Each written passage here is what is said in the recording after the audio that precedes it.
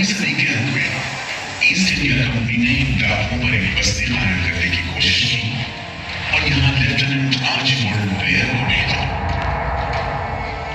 मगर कोशिश नाकाम रही और अगले 60-70 बरस तक किसी ने इन डाकुओं की सुन नहीं ली।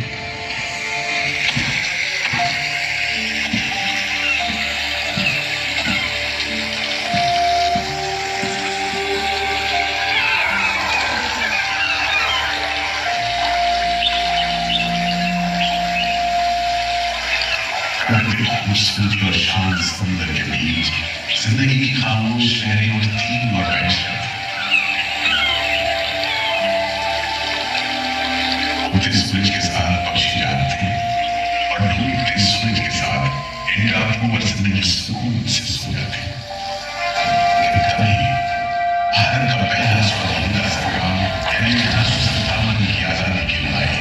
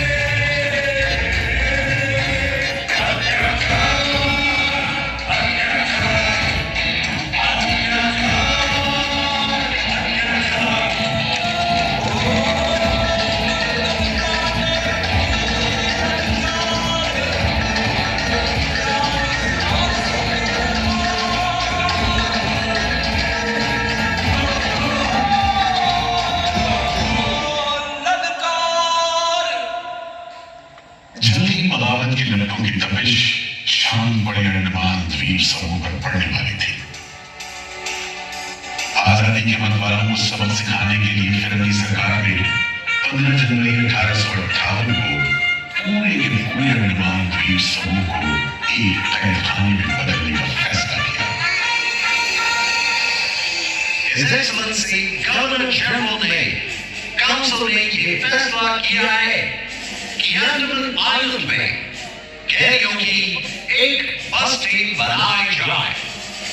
इसमें शुरू में ऐसे मुजरिम रखे जाएं जिन्हें बगावत और राजद्रोह और इससे ताल्लुक रखने वाले दूसरे अपराधियों के लिए कैद या देश निकालने की सजा दी गई हो। और इस तरह अंडमान द्वीप समूह की पुरानी खाड़ी का नाम लेफ्टिनेंट आर्चिबाल्ड ब्लेयर के नाम पर पोर्ट ब्लेयर रखकर मुजरिमों की बस्ती कायम की गई। 57 के वीरों के नक्शे कदम पर कुछ ही साल बाद अंडमान की धरती पर पैर रखे वहाबी आंदोलन के राजनीतिक बंदियों ने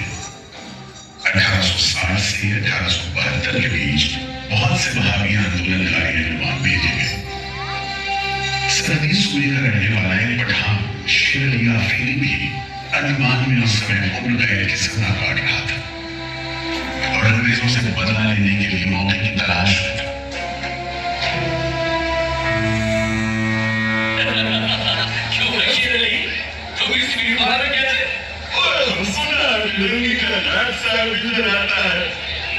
हम भी देखने आया है जुल्म करने वाले का सरदार कैसा दिखता है।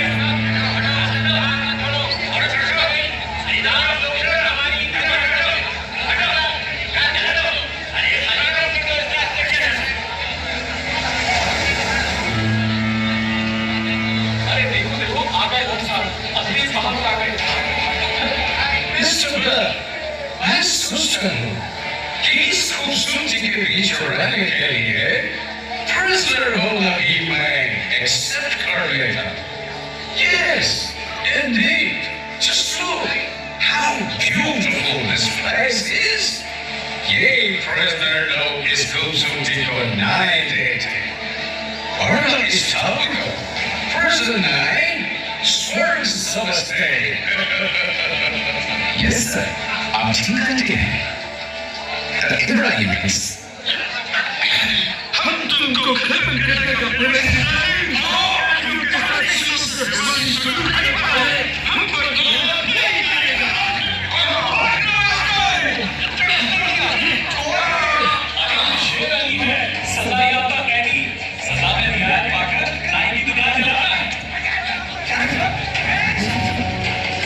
जैसा ही होना था, शेर अली को फांसी हो गई।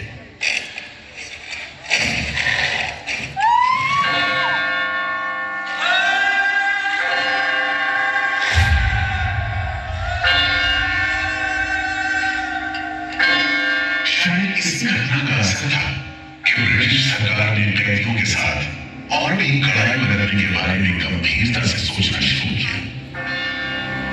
नतीजे के तौर पर सन 1896 में पोर्ट ब्लेयर की खौफनाक सेलुलर जेल का काम चीफ कमिश्नर केवल और इंजीनियर मैकविन की निगरानी में शुरू हुआ। आपकी जांच पूरी हो गई? यस सर, हमने पूरा टापू का मुआयना कर लिया है। क्लब के हिसाब से जेल कब बनेगी? मेरा राय की जेल इसी जगह बने तो अच्छा रहेगा सर। इस पहाड़ पर? यस सर, हम इस पहाड़ी को ईस्ट का तरफ ऊपर से काट कर समुद्र से 16 फीट की ऊंचाई पर मैदान बना देगा। इससे दो फायदा होगा, जेल के लिए चला निकलेगा और पहाड़ी खाने से जो नीचे निकलेगा उससे हम नीचे का दादा को मारकर ऑफिसर्स के लिए टेनिस एंड क्रिकेट खेलने का मैदान एवं जिमखाना क्लब भी बना सकता है सर। तय हुआ कि 5 लाख रुपए की लागत से पोर्ट ब्लेयर की इस पहाड़ी पर जेल बनेगा।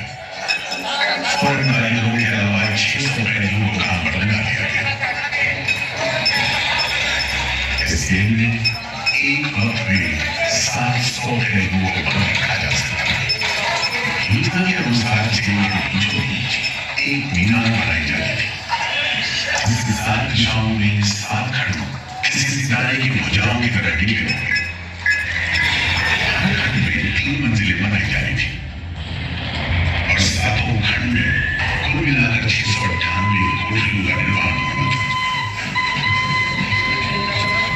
तीनों की ढुलाई के लिए ट्रेन की 5 मील लंबी पटरी जाएगी। इमारत बनाने के लिए ढेर सारे सामान बड़ों से मंगवाए गए। जेल को बनाने में कोई 3 करोड़ रुपए इस्तेमाल किए। इंसानी कोई बसने की कोई नहीं है।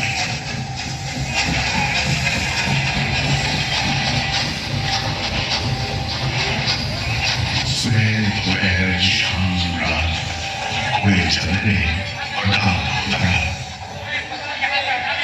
दीवारें उछल शुरू हो। आखिरकार 10 साल बाद 1906 में ये विशाल जेल तैयार हुआ और यहीं से मानवीय इतिहास का सबसे काला दौर शुरू हुआ।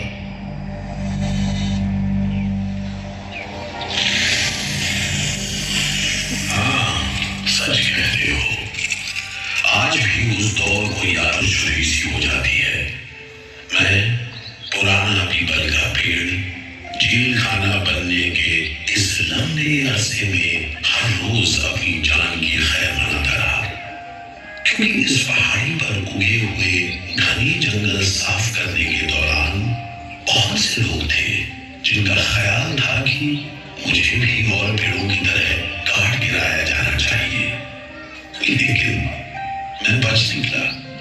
मेरी किस्मत में शायद खड़ा रहकर इस जेल में होने वाली यातनाएं देखना लिखा था। हर एक कैदी जेल के फाटक के भीतर आकर मेरी डालियों के नीचे से ही निकला है।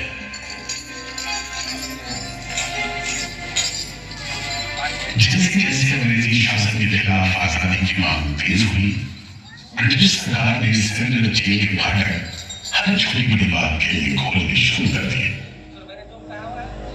किसी ने पर्चा निकाला तो अंडमान जेल, किसी ने लेख लिखा तो अंडमान जेल। लेकिन जब आजादी की लौ दिल में जल रही हो तो लोगों को कब तक रोका जा सकता है? 20वीं सदी शुरू हो फिरंगी सरकार के खिलाफ जंग में तेजी आ गई। आईपुर षड्यंत्र कांड, चटगांव डकैती कांड, काकोरी कांड, लाहौरी बम कांड, होपला विद्रोह, नासिक षड्यंत्र, कितने मामले गिनवाए, ये सूची लंबी है। लिहाजा एक नए किस्म के युवकों ने अंडमान के सेलुलर जेल में कदम रखा। ये नई किस्म थी क्रांतिकारियों की। क्या शानदार लोग थे, मस्ती में झूमते, गीत गाते, जेल में कदम रख रहे थे मानो जेल नहीं मंदिर जा रहे हो। आजादी के ये परवाने देश के कोने कोने से आए थे। सरफरोशी की तमन्ना अब हमारे दिल में है, देखना है जोर कितना बाजुए का दिल में है। वक्त आने में बता देंगे तुझे आसमां, हम अभी से क्या बताएं, क्या हमारे दिल में है। सोहन सिंह भगना हाजिर, मोतीलाल वर्मा हाजिर, पंडित परमानंद शास्त्री हाजिर है, बटुकेश्वर दत्त हाजिर, सजेंद्र नाथ सान्याल हाजिर, उल्लासकर दत्त हाजिर, पृथ्वी सिंह आजाद हाजिर। हर आदमी के दिल में स्वाधीनता की लौ जल रही थी। इस जोत को बुझाने का काम ब्रिटिश सरकार ने जिस अफसर को सौंपा वो था सेंट्रल जेल का जेलर डेविड बेरी।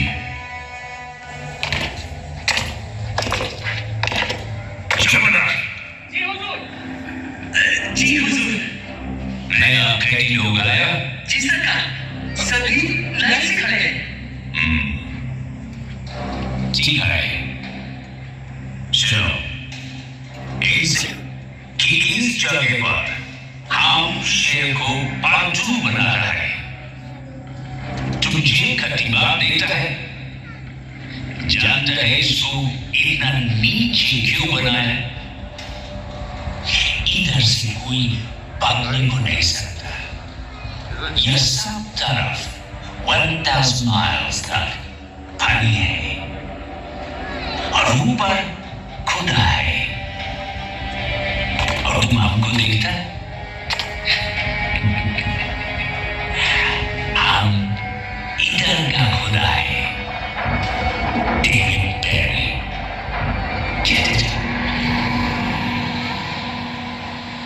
इस तरह कैदियों से खसखस भरी जेल की गर्मी भरी मज़ेदार हवा में कैदियों का बड़नी जीवन शुरू होता है। बेड़ियों की आवाज, वार्डनों की गाली गलौज और मार खाते कैदियों की चीख पुकार से गूंजते कोठरियों का दम घोटे माहौल खड़े से खड़े इंसान को तोड़ने के लिए काफी था। लेकिन इन कोठरियों में ऐसे बंदी भी आए जिन्हें ये माहौल हताश करने के बजाय जुल्म का मुकाबला करने की प्रेरणा देता रहा। वीर विनायक दामोदर सावरकर, ये नाम ऐसे ही बंदियों में बड़े सम्मान उनके साथ लिया जाता है।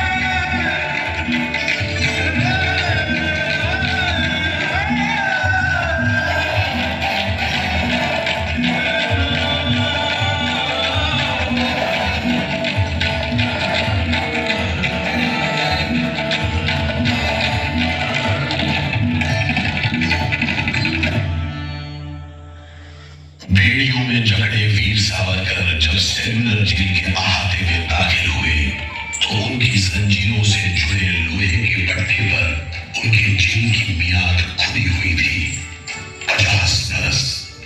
24 दिसंबर 1910 से 30 दिसंबर 1960 तक। वीर सावरकर, तुमको 2 बार का उम्र कैद का सजा मिला है। 50 बरस बाद सरकार तुमको छोड़ देगा। मिस्टर बेरी, तुम्हें विश्वास है कि तुम और तुम्हारी सरकार 50 बरस यहाँ रह पाएंगे? सावरकर को इस बात में रत्ती भर भी शक नहीं था कि आजादी की जो लपटें हिंदुस्तानियों के मन में धड़क रही हैं, उन्हें अंग्रेज अब बुझा नहीं सकेंगे और जल्दी उन्हें जाना होगा। इसी प्रबल विश्वास के बल पर सावरकर 10 बरस लंबा अरसा सेलुलर जेल की एक ही कोठरी में रह सके। उन्हें बहुत ही खतरनाक कैदी करार देते हुए इतने कड़े पहरे में रखा गया था कि उनके भाई गणेश को 2 बरस तक पता भी नहीं चला कि वीर सावरकर उनके ही नक्श कदम पर चलते हुए सेलुलर जेल आ पहुंचे, जहां बरसों की तकलीफ है, जेलर के जुल्म है, कड़ी मेहनत और निदान धकेला बने, जहां जिंदगी 13 फुट लंबी और 7 फुट चौड़ी कोठरी में सिमट कर रह करती है।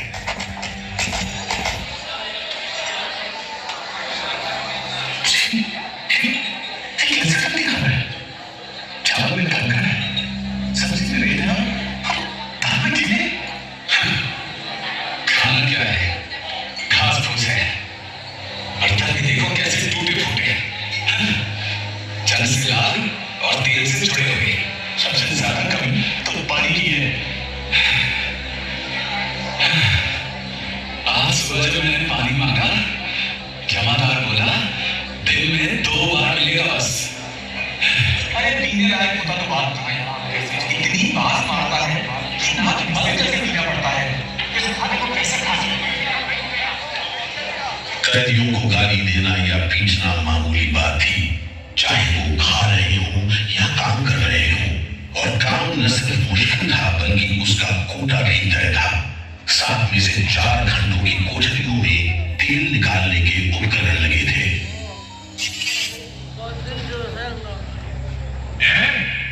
इंदुभूषण, सुधीर, हेमचंद, तुम लोग इधर आओ, नाई के बोरे उठाओ। हर बोरे में है 25 सेर नारियल। इन्हें पहुंचाओ 3री मंजिल पर। शाम तक हर आदमी को 30 पाउंड तेल निकालना है, समझे? हम डब्बे कैसे निकालेंगे? वो मशीनें तो हाथ से चलानी पड़ती है। जबान मत लगाओ बदमाश। जो हाथ पंप पिस्तौल चलाते हैं वो मशीन नहीं चला सकते। चलो जल्दी करो, भाग कर जाओ, काम करो।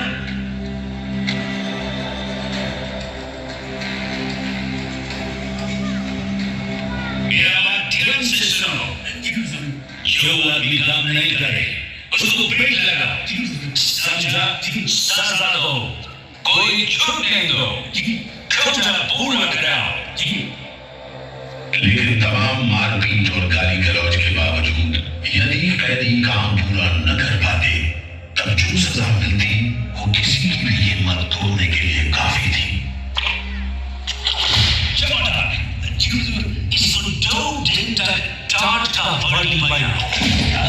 गाना बंद जी, सिर्फ धोखा करने दो जी। ये पहला बार काम नहीं पूरा किया जी, इस वास्ते इसको एक हफ्ता हाथ कड़ाई में रखो जी। ये भाभी का बच्चा है, इसको पेट डालो, इसको भी पेट डालो 6 महीने तक। तुम अब तक 5 बार काम का कोटा पूरा नहीं किया, हम तुमको इस बदमाशी का मजा चखाएगा। चमकदार इसको तन्हाई में रखो जी, सर्जरी डिपार्टमेंट जी, कोचिंग निकालो जी, और इसको पेट लेगा जी, और मार नहीं बोलेगा,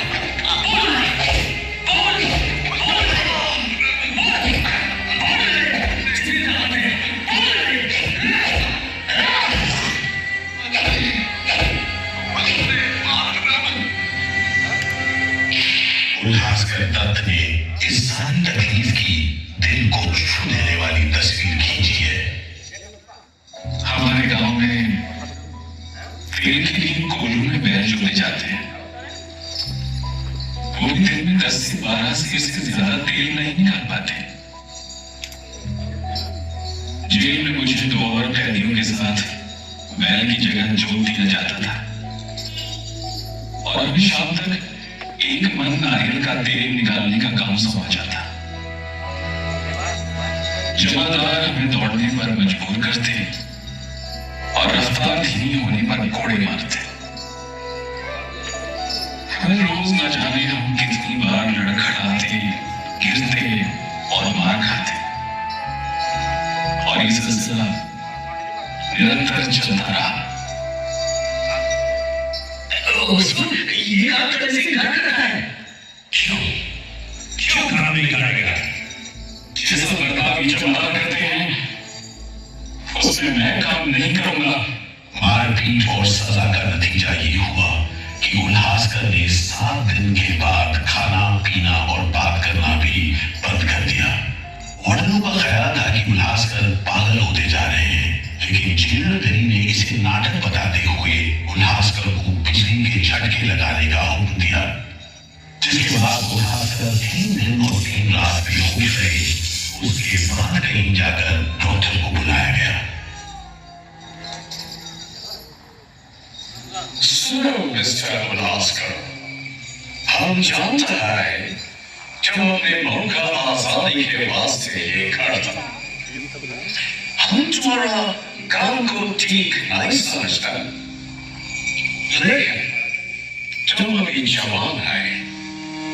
एक दिन अपना सजा पूरा करके वापस अपना मुल्क जाएगा, तब अपना हाथ से जान क्यों लेता? क्या तुम डरपोक है? हम अपना सीनियर ऑफिसर का हुक्म नहीं बदल सकते, लेकिन तुम चाहेगा तो हम तुमको मेंटल हॉस्पिटल में भर्ती करवा देगा। ठीक है, इन जानवरों के बीच रहने से पागलों के बीच रहना बेहतर होगा। उल्लासकर की सारी तकलीफ का जिगर डेविड बेरी पर कोई असर नहीं हुआ। उल्लासकर के जाने के बाद बेरी ने वीर सावरकर को जलाते हुए पूछा, क्यों सावरकर, तुम भी पागलपन का बहाना करेगा क्या? तुम्हारे बाद मिस्टर बेरी। अच्छा, हाँ, जिस तरह के अत्याचार तुम कर रहे हो उनसे कोई भी आदमी पागल हो सकता है। रहने दो ये सब बात सावरकर, तुम अच्छी तरह जानता है उल्लासकर बहाना खाता है। मिस्टर बेरी, अगर तुम सोचते हो बहाना कर रहा था, तब तुम पहले ही पागल हो चुके हो। ये सब अत्याचार बंद करो, वरना हमारे पास स्ट्राइक के अलावा कोई रास्ता नहीं बचेगा। छूट नहीं, रियायत नहीं, छूट नहीं, रियायत नहीं। हमारी मांगे पूरी करो, पूरी करो। बंदियों को छोड़ दो, बंदियों को छोड़ दो। इस तरह कैदियों ने अपना आखिरी हथियार इस्तेमाल करना शुरू किया। हड़तालों का एक लंबा सिलसिला चल पड़ा, मगर ऐसे मामलों से जेलर बेरी और उसके अमले के रवैये में कोई खास फर्क नहीं पड़ा। कुल मिलाकर सिमरन जेल के कैदी तकलीफ और बदसलूकी के बीच अपने दिन गुजारते रहे।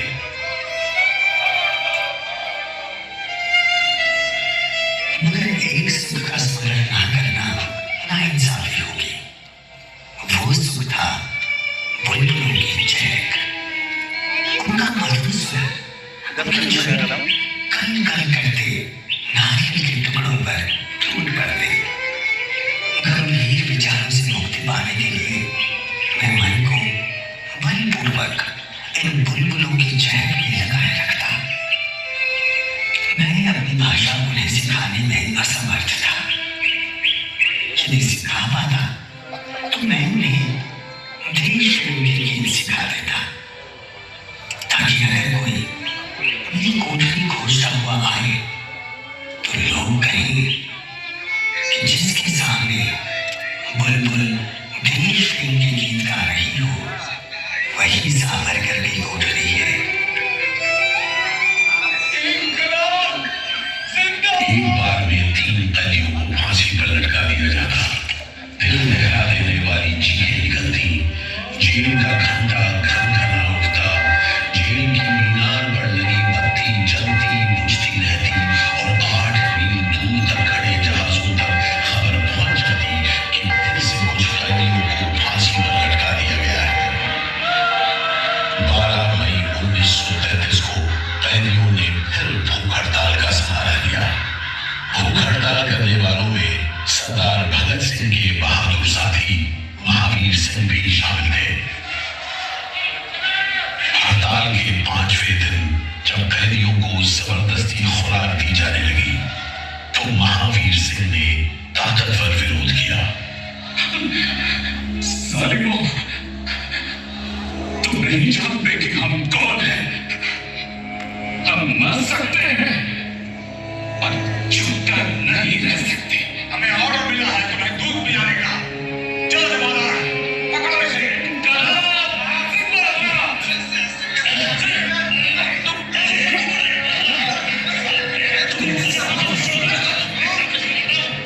हम जबरदस्ती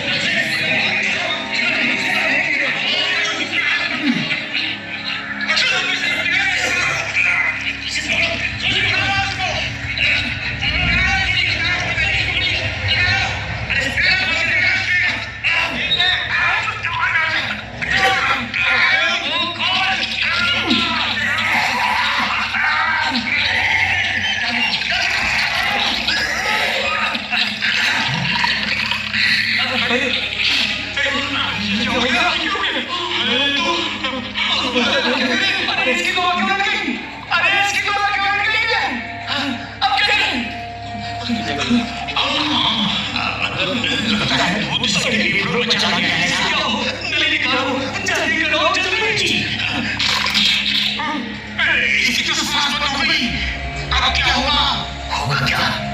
लाश को कुछ ठिकाने लगा दो, किसी को कान कान खबर ना हो।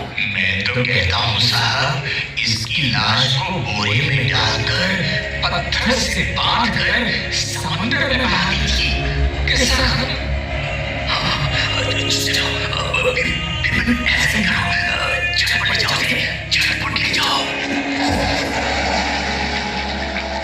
लेकिन ये खबर छिपी नहीं रह सकी। जब लोगों को पता चला तो देश भर में विरोध की भीषण लहर फैल गई। छोड़ दो, बंदियों को छोड़ दो।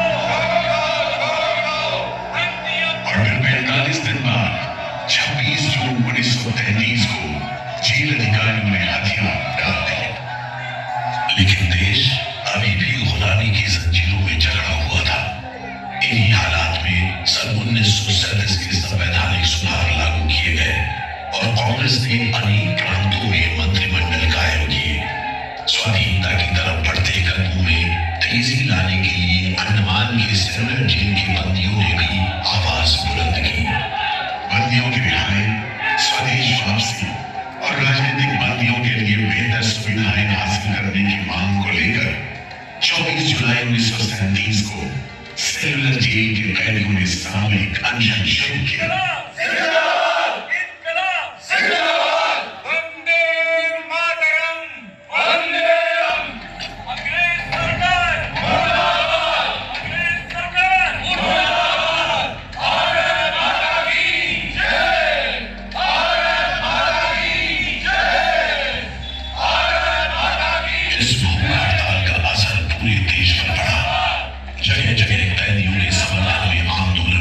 सारे देश के राजनीतिक बंदियों ने अनशन शुरू कर दिया।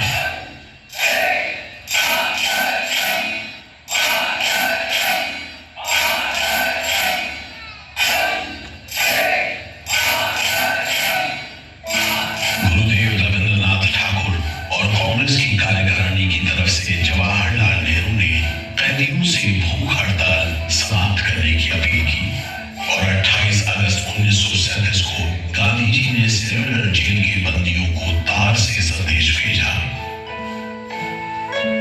मैं गुरुदेव रविंद्रनाथ टैगोर और वर्किंग कमेटी की राय में अपनी अपील भी जोड़ना चाहता हूँ। आप सब हड़ताल वापस ले लें और हम पर भरोसा रखें। हम आपको राहत दिलाने के लिए पूरी कोशिश कर रहे हैं। कैदियों पर गांधी जी की इस अपील का बहुत असर पड़ा। सभी कैदियों ने आपस में सलाह करने के बाद जवाब दिया। देशव्यापी अपील और आपके संदेश ने हमारे दिलों को छू लिया है। हम इस भरोसे पर भूख हड़ताल मुलतवी कर रहे हैं कि सारे देश ने हमारी मांगों और हमारे उद्देश्य को अपना बना लिया है। वंदे मातरम। 36 दिन के संघर्ष के बाद एक बार फिर बंदियों की जीत हुई। नतीजे के तौर पर सितंबर 1937 से सेलुलर जेल के कैदियों की स्वदेश वापसी शुरू हुई। आखिरी जत्था जनवरी 1938 में रवाना हुआ और 80 साल बाद सेलुलर जेल राजनीतिक बंदियों से खाली हो गई और अंडमान द्वीप समूह के इतिहास का एक अजीब दौर खत्म हो गया।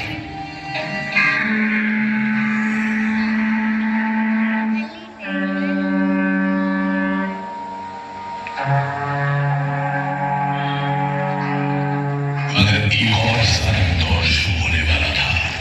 1939 में दूसरा विश्व युद्ध शुरू हुआ और 1942 में जापानियों ने अंडमान पर कब्जा कर लिया।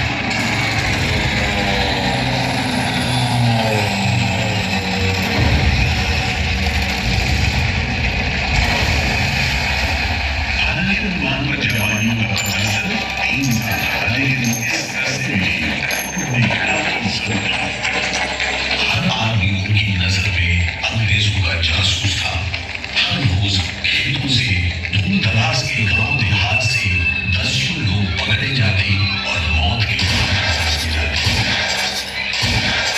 बहुत से लोग तो खाने की कमी के कारण जहाज पर लादकर दूर समुद्र में फेंक दिए।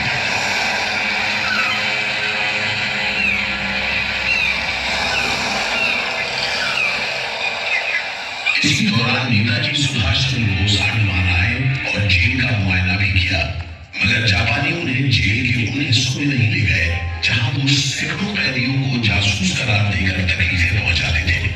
अपनी छोटी सी अंडमान यात्रा के दौरान नेताजी ने तिरंगा भी फहराया।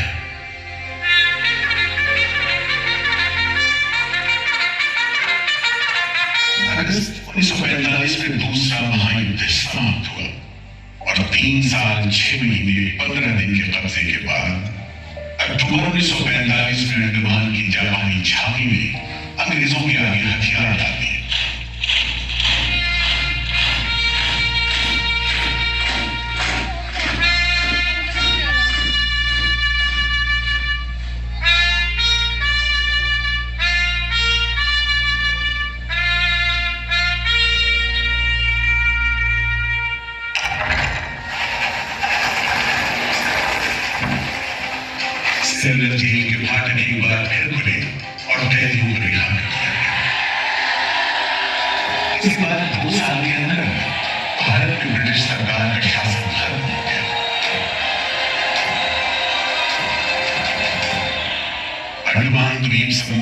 पानी के खौफनाक नाम से नहीं जाना जाता, लेकिन ये सारी तकलीफें जो आजादी के प्रेमियों ने यहाँ झेली, वो सारी कुर्बानियां जो देशभक्त वीरों ने यहाँ दी, आज भी देशवासियों के दिलो दिमाग पर छपी हुई है। इसीलिए अंडमान के भूतपूर्व राजनीतिक बंदियों के भातृत्व मंडल की इच्छा को स्वीकार करते हुए भारत सरकार ने 30 अप्रैल 1969 को घोषणा की कि सेमिनल जेल को राष्ट्रीय स्मारक के रूप में सुरक्षित रखा जाएगा। भारत की आजादी के दीवानों ने जो अमानवीय यातनाएं इस कारागार